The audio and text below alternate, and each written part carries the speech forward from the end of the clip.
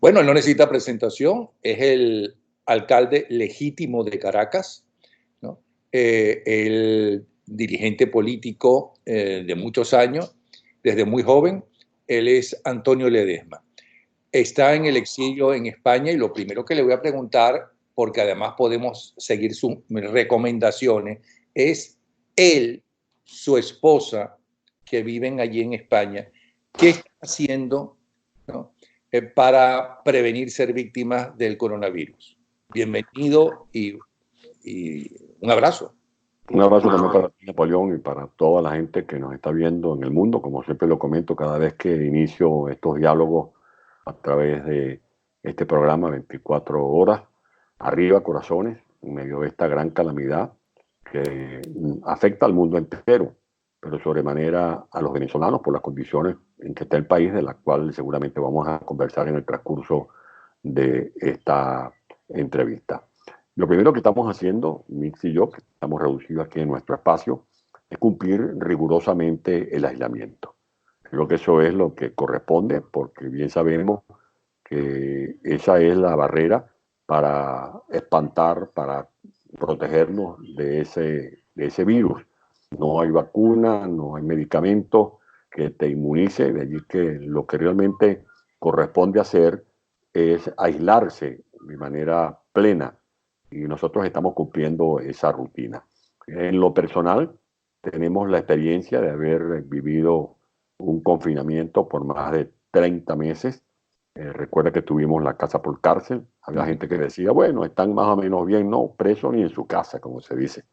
Y la verdad que ahora recuerdo esos 30 meses y le doy gracias a Dios que me haya dotado de temple, nos haya dado mucha sabiduría, mucha responsabilidad, muchos recursos para poder sobrellevar 1, 2, 3, 4, más de 1000 días en esa situación. Lo que nosotros hacemos es aprovechar el tiempo, hacer una agenda diaria, comenzar por prepararnos nosotros mismos el desayuno, hacer unos ejercicios de rutina para mantener bien el esqueleto, el cuerpo, como se dice. Distribuimos el tiempo en lecturas. Me acabo de leer este libro, que por cierto voy a recomendar, que es el libro de una escritora peruana, que es la historia del libertador de América, de Mari Arana. Lo recomiendo, son cerca de 700 páginas, pero vale la pena porque está la historia de Venezuela, y recuerda que para saber lo que está pasando y lo que podemos hacer vale la pena hurgar en la historia de Venezuela. Tenemos distintos momentos para intercambiar puntos de vista, conversar. Esto nos ha unido más, nos ayuda a querernos más, a saber lo que es la solidaridad. Ni una peleita en tanto tiempo juntos, ni una peleita, o es que no te has atrevido a llevarle la contraria a Mitzi. No, hay mucha gente que dice, bueno, ahora tengo que estar las 24 horas con el esposo o con la esposa, según sea el caso. El tema de nosotros es que siempre estamos juntos, como lo estás tú también con tu mujer. Nosotros tenemos una vida realmente de cara al sol, de verdadera unión. Nunca faltan las discusiones, y sobre todo cuando tenemos una mujer inteligente, como es el caso de nosotros dos. Y eso da pie a conversar, claro, Ángel y yo. puntos de vista. Leemos juntos las noticias, los portales. Aunque ella diga que me cuesta decirlo. Ajá. Respondo mensajes, hago entrevistas como esta que tengo contigo. ¿Y cómo haces con la comida? Bueno, aquí, a diferencia de Venezuela, aquí en España, en Estados Unidos, en Alemania, en Francia, en Italia, hay abastecimiento. Creo que estos son países incluso con un crecimiento económico moderado, pero sostenido. Y además, el trabajador, el que gana menos, gana los llamados mileuristas. Así que uno tuvo la oportunidad de pertrecharse. Pero además estamos muy mimados, porque aquí tenemos 2 hijas, tenemos también nietos. Tengo 6 hermanos en Italia que están muy pendientes de nosotros, se ocupan de nosotros, de proveernos los recursos necesarios, lo que uno puede tener en la nevera o la despensa. Y cada vez que abro la nevera, te juro, Napoleón, que me voy inmediatamente para Venezuela. Y me pregunto la diferencia en la gente que en Italia, que en Alemania, que aquí en España o allá en Estados Unidos, donde tú estás, Abre la nevera y puedes sacar un pote de leche, puedes sacar mantequilla, queso, o abre la despensa Pero y saca arroz, saca te harina. advierto que en el caso de aquí de Florida y concretamente de Orlando, el Publix en este momento está desabastecido. O sea, hay estantes completos sin comida. Porque la gente se equipó para 30, para Sí, 40, 50, sí, 2, bueno. 3 meses. Ajá. Pero el drama en Venezuela, Napoleón, Pero, por ejemplo, es no consigues alcohol. cuando Una la de las gente, cosas es que no consigues alcohol, no consigues correcto, desde hace más de un mes no las consigues mascarillas. cosas fundamentales. Bueno, ahí Ahora, hay cosas caseras, las cosas que hace lavarte las manos con jabón ujú, constantemente, agua tibia, las gárgaras con sal y agua tibia. Estas son cosas que quizás no consigues en la farmacia o en un centro comercial, pero lo puedes hacer en tu propia casa. Pero lo que iba, permítame redondear nada más este último comentario. En Venezuela, a la gente se le dice quédate en tu casa, que es lo que corresponde. El drama de Venezuela es que cuando la gente en su casa abre la nevera, pareciera que estuviera metiéndose en el Polo Norte, pues lo que hay es puro hielo, o estuviera abriendo una pecera, porque lo que hay es pura agua. Ahí no tiene queso, no tiene leche, no tiene un tomate, no tiene una cebolla. Si va a prepararse las arepas o va a prepararse un arroz con pollo, no hay ni pollo ni hay arroz, porque la gente en Venezuela vive del día a día. La gente que sale a buscar un tomatico o una cebolla, comprar un paquetico de harina, porque hay en Venezuela un problema de desabastecimiento, no ahora con razón de este coronavirus. El desabastecimiento viene corriendo hace mucho tiempo. Y las enfermedades que amenazan la salud de los venezolanos no es ahora con este coronavirus. En Venezuela ha venido haciendo de las suyas la malaria, la tuberculosis, el sarampión, el dengue, la chikungunya, hasta el mal de Chagas retomó. Y eso es responsabilidad sin duda alguna de Maduro. Y por eso nuestra angustia por lo que están viviendo los venezolanos, que no tienen cómo resolverse el día a día. Y bien sabrá que ellos, los enchufados, tienen sus bodegones, porque tienen dólares. La gente de la ciudadanía, clase media y clase popular de los cerros, de las zonas más pobres de Caracas y de Venezuela, lo que tienen en la casa es gente, es muchachos chillando, pidiendo comida, pidiendo cómo desayunarse, y por eso la gente se está viendo forzada, como lo vemos a través de las redes sociales, a salir a las calles de cualquier lugar de Venezuela. ahora quiero que escuches y que escuchen la gente que nos está viendo esta, esta confesión dramática que me envía Douglas León Latera de una mujer humilde venezolana que su hijo está enfermo. Ella es Ivana Angulo, para que veas cómo se está viviendo. Mira, escucha. Hola amiga, ¿cómo está? Me gustaría que me ayudara a difundir este audio, porque como yo me imagino que van a haber muchas personas. Mi hijo tiene 5 días con fiebre, ¿verdad? Y lo saqué para el médico, el CDI de los Lagos no me lo quiso recibir porque ellos están en contingencia. Fui para el Divino Niño, que fue donde me lo mandaron a llevar, el ambulatorio de Divino Niño. Cuando llego allá, no hay enfermera, no hay médico. De ahí me mandaron para el seguro, allá tampoco hay nada. Y de pronto Socorro, que fue donde me le pusieron para la feria y me lo bañaron, me lo mandaron para el Hospital Victorino para hacer los respectivos exámenes, porque ellos no tienen insumos tampoco. ¿Cuál es mi sorpresa? Que cuando llegó al Victorino, creyendo que ahí me van a prestar ayuda, porque según nuestro presidente, ¿verdad? Él dijo que todos los hospitales estaban full de insumos. La doctora viene y me dice que ella, lo más que puede hacer por mí es mandármelo allá para bajar la fiebre, porque ellos no tienen insumos. Me manda a hacer un poco de exámenes y yo le digo que en el momento no cuento con el dinero para hacer los exámenes y que necesito saber qué es lo que tiene mi hijo. Y la doctora viene y dice... La doctora, ya te voy a decir el nombre, Ocarina Herrera, médico cirujano. Ella viene y me dice a mí que ella lamentablemente, que esperaba yo, que si ella me iba a pagar los exámenes, que más bien mucho estaba haciendo con atenderme con el pinche sueldo que les pagan a ellos. Así tal cual me lo dijo. Entonces yo con mucha tristeza tuve que agarrar y traerme a mi hijo para mi casa. Entonces yo quiero que este audio se difunda y que llegue a todo el mundo que la cosa no es tan bonita como pinta en la televisión, como habla el presidente o como dice el vicepresidente. Según la doctora Ocarina Herrera, en el Hospital Victorino Santaella no tienen ni un algodón para atender a los pacientes. Así, tal cual me lo dijo. Y que sí, que ella, yo tenía que ver si es que a mí me importaba mi hijo no para mandarle a pagar los exámenes, porque ahí no había ni para hacer una hematología completa.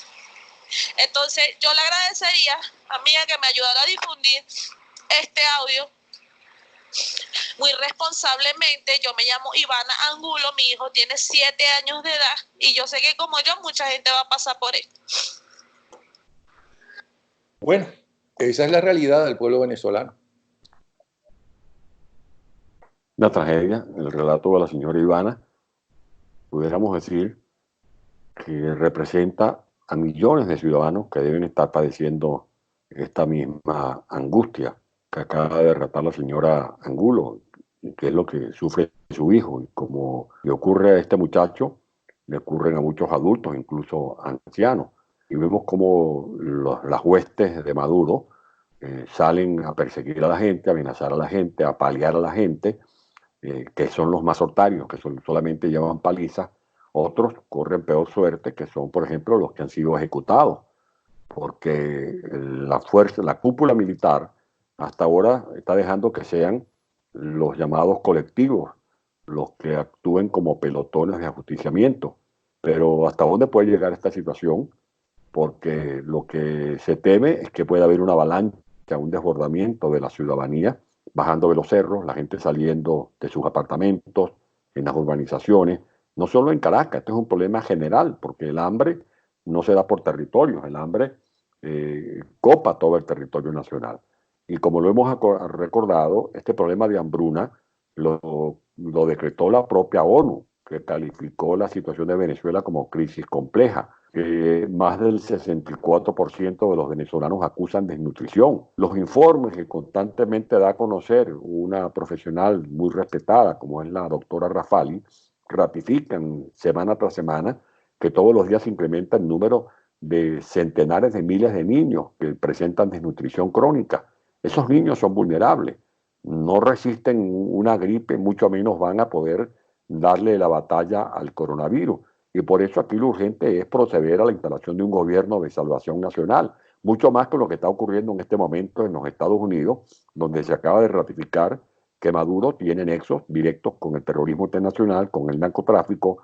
Acaban de ofrecer una recompensa de 15 millones de dólares por Maduro, 10 millones de dólares por Diosdado Cabello y otros altos capos de esas mafias.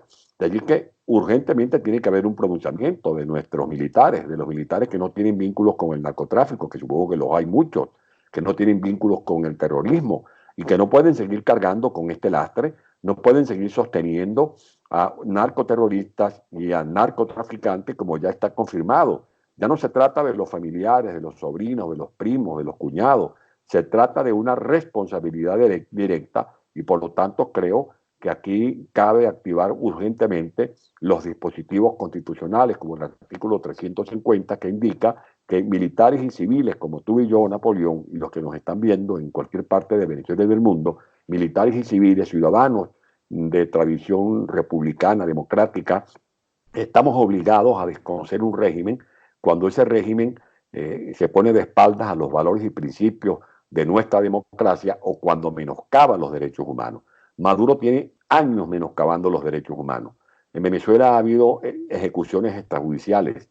Esta hambruna es consecuencia de los dislates cometidos por ese narcotirano, porque se han robado los dineros, porque los han malbaratado, porque han regalado el patrimonio nacional a otros gobiernos amigotes que forman parte del Foro de Sao Paulo. Por lo tanto, aquí lo que corresponde es que hoy mismo la Fuerza Armada Nacional pueda separar de las instituciones que están usurpando a estos capos del narcotráfico y a estas mafias del terrorismo internacional. Pero da la impresión que dos cosas que me gustaría que me hablaras, porque conoces a los protagonistas.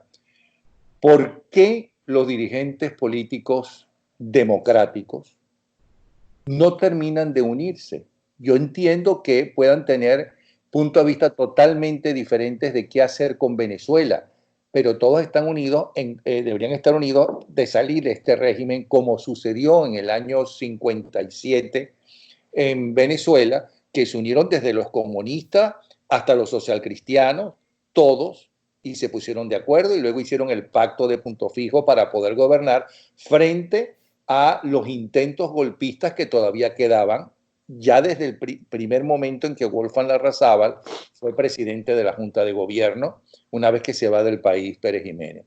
¿Por qué eso no se da? Y hace una hora estuve escuchando a Capriles. Yo te confieso que no leo los twitters, que tengo una persona que los lee y que me dice, mira, esta persona sugiere tal cosa, esta persona habla de tal cosa, mira, y me lo dice. Porque las insultadas que al principio escuchaba a diferentes dirigentes daban asco. Sí, yo creo que hace falta... Que en principio yo quiero pensar que muchos de ellos lo hacen porque creen que esa gente es así, y otros porque están trabajando para el régimen, que son hackers del régimen, porque todo, tanto régimen como oposición, tienen sus hackers. Pero sí, ¿por qué si la situación del país es así? ¿Por qué si Venezuela jamás ha vivido lo que ha vivido? No nos ponemos de acuerdo en que hay un principal enemigo. Después salimos de los vagabundos de ambas partes. Pero primero tiene que caer el enemigo, que está en Miraflores, que es el que tiene el poder. ¿Qué es lo que está pasando según tu análisis? Yo creo que hace falta sentido de grandeza. Hace falta un comportamiento que se corresponda con lo que debe ser un dirigente político con vocación de servicio y con condiciones para administrar una crisis de esta magnitud y de esta naturaleza como un verdadero estadista. Hace falta grandeza de alma, altura de mira. Yo creo que este es un momento en que uno tiene que despojarse, librarse de los proyectos personales. Un dirigente político que te diga, Napoleón, que no tiene aspiraciones es un mentiroso. Uno está en esta lucha porque tiene ambiciones, tiene aspiraciones, tiene sueños. Bueno, lo que tenemos que evitar es que esos sueños rayen en pesadillas. Y en este momento hay gente que está viviendo como pesadilla. Esta es una hora en que hay que dejar de lado los rencores. Si tuvimos alguna discrepancia, si tuvimos alguna diferencia, no estemos pasando factura en este momento. No, y además, por encima de los partidos en este momento está el país. Tienen que trabajar para unir al país. Bueno, pero eso es la dirigencia política. ¿Y los dirigidos? Los dirigidos tienen que saber en qué manos ponen su destino. Esta también es una responsabilidad de los pueblos. Yo no creo eso de que los pueblos son sabios y se equivocan, como una vez se dijo. No, yo creo que este es un momento en que la gente tiene que saber en quién pone las riendas de su futuro, para que podamos contar con dirigentes que estén a la altura de sus responsabilidades. En este momento no se puede estar hablando de elecciones parlamentarias. Yo creo que ya eso debe estar ya muerto. Ese capítulo debe estar definitivamente cerrado. No se puede volver a abrir la página de un diálogo con Maduro. Ya hoy está ya calificado como narcotraficante y como terrorista. Mal se puede uno entender con Maduro. Yo en unas declaraciones que están hoy en algunos portales de Venezuela digo que es como si le pidiéramos al Papa que se entendiera con el diablo. Maduro ha aprovechado los diálogos, como lo hemos explicado en otras ocasiones, para ganar tiempo. Y en este momento, el verdadero obstáculo para librar a Venezuela de esta tragedia es Maduro. Y hay que salir de él y de toda esa comparsa, de toda esa, pero ¿cómo salir esa de él? Okay. Que lo viene secundando. Estamos de acuerdo en eso, pero ¿cómo salir de él? Bueno, yo creo que actuando como corresponde. Y, por ejemplo, actuando de manera diferente a como se hizo durante el año pasado. El propio Juan Guaidó, presidente interino de Venezuela, lo ha reconocido, que se cometieron errores. A mí me pareció bueno el mensaje de anoche, cuando no deja abierta ninguna posibilidad de ir a dialogar en Miraflores con Maduro. ¿Qué tiene que hacer Guaidó hablando con Maduro? Guaidó tiene que hablar es con los altos jefes de esa Fuerza Armada Nacional, para que se pongan a derecho, para que se pongan al servicio de la Constitución Nacional. Sí, pero creo que no quiere hablar que no con se dejen ellos. acomplejar, que no se dejen acomplejar de cuando se habla de golpe de Estado, ese manoseado instrumento al que apela siempre Maduro y Diosdado Cabello. Aquí no hay ningún golpe de Estado.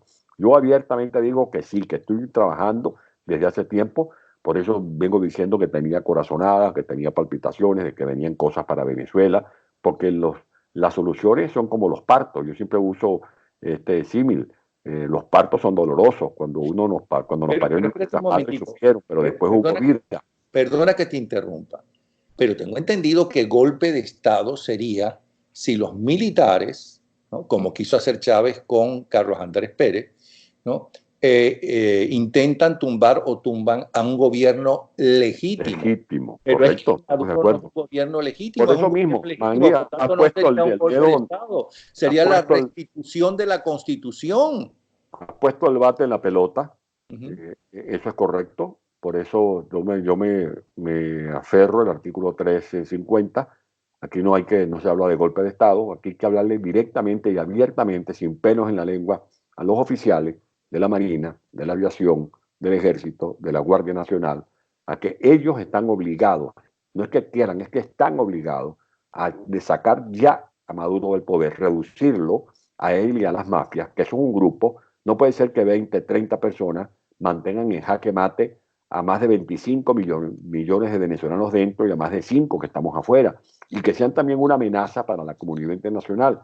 Maduro tiene que ser reducido, tiene que ser detenido, tiene que ser sacado de esas instituciones que está usurpando. Esto no es un golpe de Estado, es un servicio al Estado de Derecho. Es una labor de asepsia, de limpieza de las instituciones que están siendo maculadas por estos impostores, por estos usurpadores. Por eso lo que corresponde es que estos oficiales, los militares venezolanos, se sientan compelidos por un reclamo natural de la ciudadanía y al mismo tiempo por estos requerimientos de la comunidad internacional con base a expediente, porque la resolución que acaba de dictar hoy instituciones de los Estados Unidos no son una sumatoria de chismes o de anécdotas o de oír por ahí, no, se trata de expedientes, de piezas que están articuladas en 200, 300, 400 folios con evidencias, con testimonios de cómo se traficaba la cocaína desde Colombia a Venezuela, de cómo se procesaba la cocaína en Venezuela, porque ya no solamente somos país de tránsito, sino también país de elaboración, de producción, de cómo se comercializa la cocaína, de cómo se han legitimado capitales, de cómo se usan los recursos del narcotráfico para financiar operaciones terroristas, de cómo se entregaron más de 10.000 pasaportes, a gente vinculada a Al-Qaeda, a Hezbollah, de cómo se hacían operaciones financieras, por ejemplo, con los grupos de Irán. Todo eso está documentado. Y yo me pregunto, usted, almirante, que me está viendo en esta entrevista con Napoleón Bravo, usted, contraalmirante, usted, capitán de navío, usted, general de brigada o de división, o general mayor, usted, teniente coronel, usted, coronel mayor, teniente, sargento, cabo de la Guardia de la Aviación, usted va a cargar con ese bacalao. A usted lo van a mañana llamar agente del narcotráfico y del terrorismo, cuando en efecto, en la realidad, no está vinculado usted ni su familia. Usted va a seguir avalando esta porquería. Hágale un servicio a Venezuela. Vea en la calle cómo la gente está sufriendo. Pregúntele a su esposa o a su hermano o a su hijo o a sus padres qué piensan de esta situación en Venezuela. Esto puede ser un día glorioso en medio de tantas tragedias que estamos viviendo los venezolanos, para ver si una vez por todas nos libramos de esta pesadilla que atormenta a millones de ciudadanos venezolanos y a otras legiones de pueblos del mundo que están preocupados por nosotros. Sí, muy bonito tu discurso, pero ¿será el mismo discurso que le emplearía o le diría o le dijo Guaidó a los militares, ¿no?, en algún momento? Porque yo tengo entendido que hay un temor de siempre de ustedes, la dirigencia política, frente a los militares y de los militares a la dirigencia política. Entonces, claro, ahora estamos viviendo una Venezuela totalmente diferente a la Venezuela de Rómulo Betancourt, de Raúl Leoni, de Caldera, de Luis Herrera, de Lucinchi, de Carlos Andrés Pérez. Ahora hay una auténtica narcodictadura.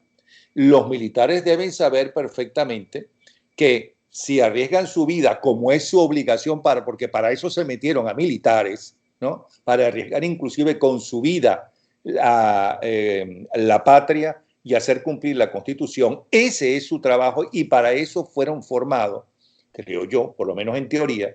Saben que si dan esa obligación y triunfan y sacan a estos narcotraficantes, el presidente tiene que ser en un gobierno de transición Guaidó, porque exactamente él es el que es reconocido internacionalmente y si no, no van a apoyar ese movimiento. Eso deben saber los militares. Pero Guaidó y su gente pensarán lo mismo. Que aquí no se trata de pensar qué le conviene a Guaidó o a la gente que está más cercana a Guaidó. Hay que pensar es en lo que le está sucediendo a Venezuela y los impactos que se derivan de la crisis venezolana hacia el entorno en nuestro hemisferio. A mí me pareció bueno el mensaje de Guaidó anoche. Fue un mensaje en el que deja muy claro que esta pandemia y la tragedia que venimos arrastrando no la va a resolver Maduro ni se va a remediar entendiéndose con Maduro. Yo creo que eso es un buen punto de partida. Y además deslizó una frase que tenía un destinatario específico, que en este caso es la cúpula militar. Ahora, recuerda que siempre ha sido necesario el uso de la fuerza cuando se trata de enfrentar regímenes dictatoriales, autoritarios, y además siempre ha sido también necesaria la participación de la comunidad internacional. Cuando, a mí no me gusta hablar en primera persona, porque eso es odioso, pero cuando he venido planteando el tema en estos días con respecto al coronavirus, de que se necesita un gobierno de salvación nacional, que tenemos que pedir apoyo de la comunidad internacional, había gente que de buena fe decía que eso no era posible y otros con un poquito de veneno trataban de descalificar nuestro punto de vista diciendo que ello va a estar pendiente en la comunidad internacional de nosotros si tienen el problema del coronavirus. Fíjate que hoy en Estados Unidos el debate es Venezuela. Hoy en Estados Unidos el debate es Venezuela. Pero además, el libertador Simón Bolívar decía que Luis López Méndez era el libertador de Venezuela. ¿Y por qué lo decía?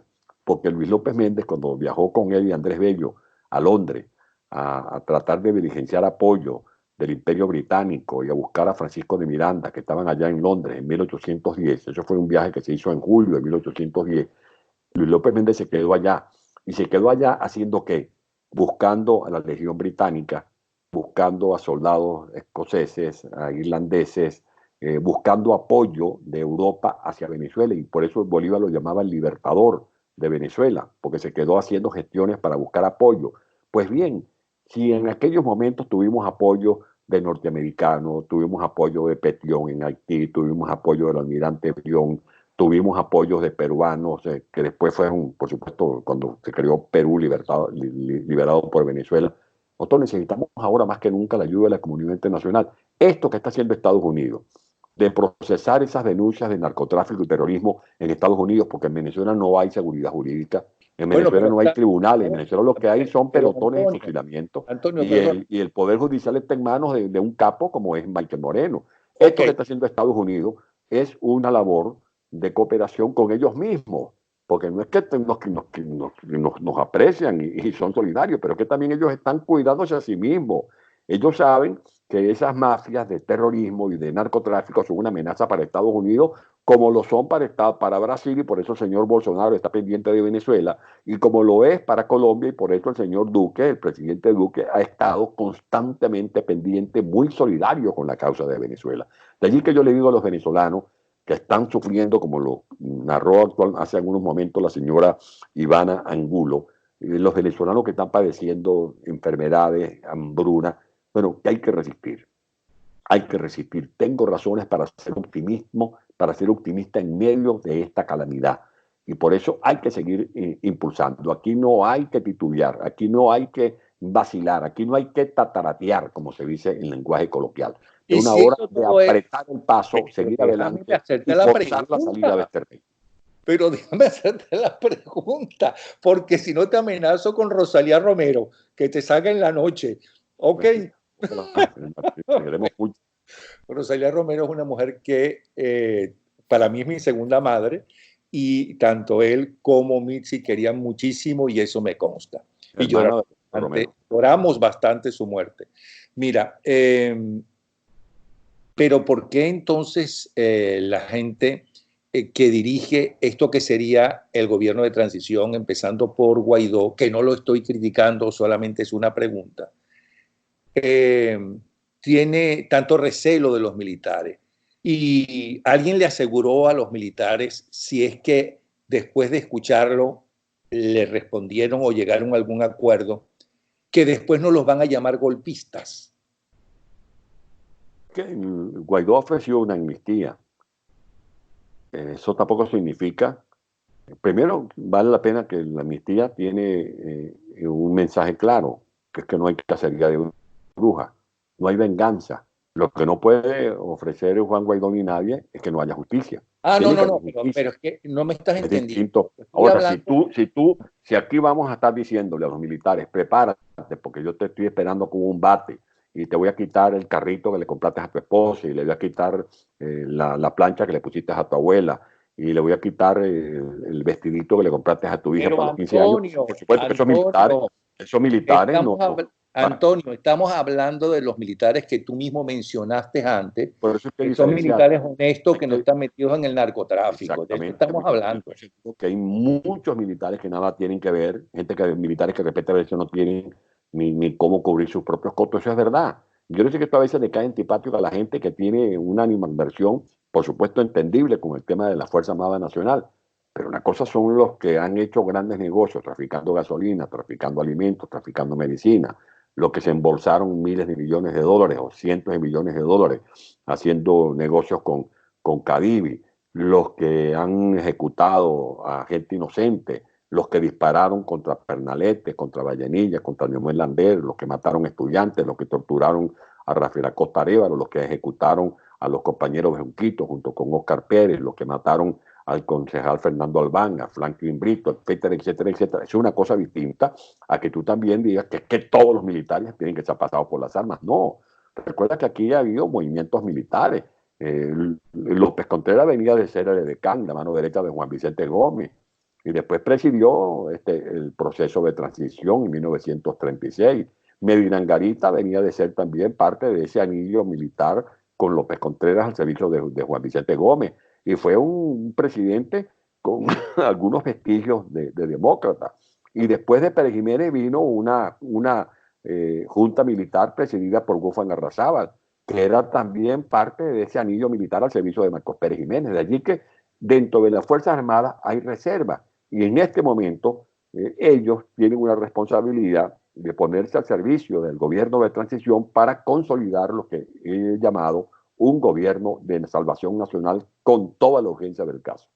Ahora, se le acusa a la oposición, supuestamente por otros opositores que son más radicales, que la dirigencia que se ve, que da la cara y que se arriesga de paso también, está vendida y que es cómplice del gobierno y que tiene acuerdos y hace negocios con el gobierno.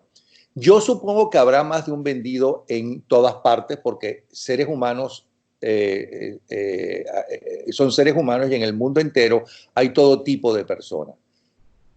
¿Tú piensas que es la mayoría? No, yo pienso que afortunadamente no es la mayoría, son contadas excepciones. Creo que haya gente que de repente estarán partiendo de una idea equivocada de que están haciendo lo correcto. Para mí han estado muy equivocados y lo importante es que en este momento tratemos de ver cómo nos ponemos de acuerdo, más allá de las diferencias que puedan privar entre unos y otros, para ayudar a que se consolide este gobierno de salvación nacional. Si nos ponemos a pellizcarnos y a mordernos nosotros unos con otros, a darnos zancadillas y convertimos esto en un estribillo de acusaciones, pero eres un bandido, tú también, tú eres un vagabundo, tú te vendiste, tú te entregaste. Bueno, el que va a ganar de esta tragedia entre nosotros es Maduro. Y esta es una hora en que tenemos que hacer un esfuerzo a ver cómo salimos de Maduro, que no estemos pensando en quién va a ser presidente o va a ser ministro. Ya tenemos un presidente interino que es Guaidó, que no estemos pensando en cuotas de poder, cuántos embajadores me das, cuántos ministros me das, no, nada de eso. Y lo digo de verdadera, con la mayor transparencia, con la mayor franqueza. Después veremos qué pasa con las aspiraciones de cada quien, pero por lo menos ahora hagámosle el servicio a Venezuela de liberar a Venezuela de este malandraje. Pero frente a lo que me estás diciendo, creo que no aprendieron, porque fíjate, Venezuela, el pueblo venezolano era un pueblo adeco, estaba con Acción Democrática y votaba por Acción Democrática, ¿no? Y cuando se dividía, ganaba Copey, ¿no? Pero quienes iban ya a partir de los años 80, finales de los 80, a los medios de comunicación a buscar titulares, eran los propios dirigentes a insultarse entre ellos y a llamarse entre ellos todo tipo de cosas. Tanto insistieron, inclusive hay una frase que repitió Luis Herrera Campins, ¿no? Quien se mete con su familia se arruina, porque se estaban metiendo con él, creo que era Eduardo Fernández, y se arruinaron.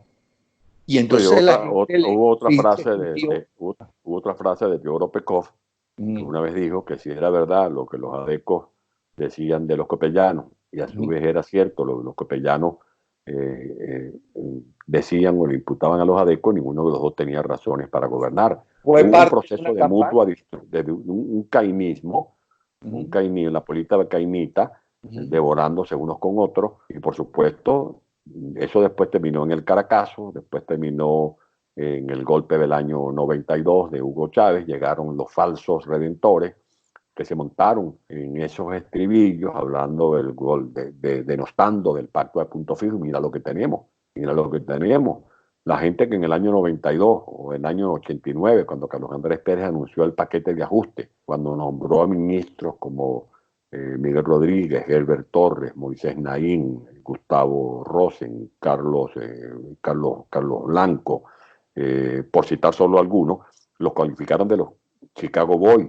Hubo un trato despectivo. Hoy la gente dice, caramba, la verdad que Carlos Andrés como que tenía razón, la verdad que el presidente Pérez es que escogió un buen equipo de gobierno y que esas medidas eran inevitables y eran necesarias.